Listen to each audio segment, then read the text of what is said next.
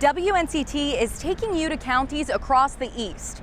We're showing you the places you and your family can visit this summer. Now join me as we visit a few fun places in Carteret County.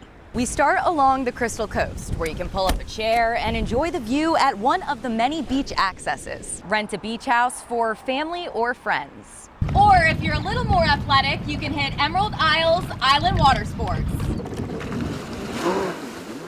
Our big motto is it's kid tested, family approved. Ann Borden and her fiance run Island Water Sports in Emerald Isle, a place where you can float, paddle, or take a ride on the Sound. Everything that the industry has to offer, we have that in place, and then some. Borden says it's a rite of passage for local kids to ride a ski after they get their driver's license. It's also a top vacation stop for tourists. But most of all, it's just the people and the place, and we call it God's country. So I couldn't leave without a ride.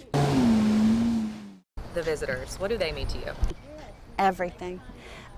That's probably the single most important thing to us, because that's what has kept us in business for 32 years. If you keep driving up the Crystal Coast, tucked away in the beachy brush, you'll find the Pinal Shores Aquarium, holding a 306,000-gallon saltwater living shipwreck. The living shipwreck display here at the aquarium is our largest display, home to sharks and many other different species of fish that are native to North Carolina. It is the largest man-made ocean habitat in the state. Justice says it is a copy of the U-352 German submarine that sank off the coast of North Carolina in 1942, the first U-boat sunk by the U.S. Coast Guard. But you won't be able to see it until their doors reopen. Our facility is really focused on the water surrounding our area. So from the mountains to the sea, most of what you'll see in our facility is native to North Carolina.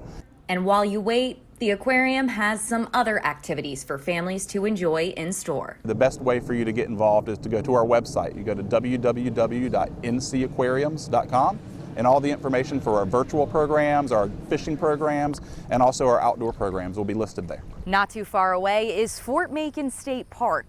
It opened in 1936. It's the second most visited park in North Carolina, despite its smaller size of 424 acres of sand and land.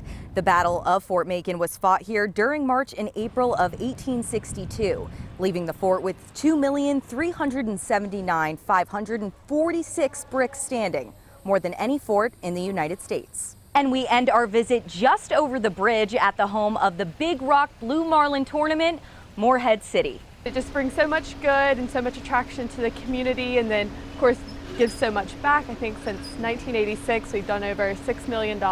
The tournament started in 1957 with the Big Blue that has defined the city for decades, drawing in crowds from all over the country, on and off the water. Probably 100 or so boats locally that fish in the tournament every year, and then we also have boats come from up north, from down south. It really just is an all-inclusive, no matter where you're from, if you've lived here all your life or you just come here for a couple days on vacation. The most recent tournament, the 62nd, took place early June. In 2019, a 900-pound marlin got the crowd's attention. But this year, the big catch was Michael Jordan.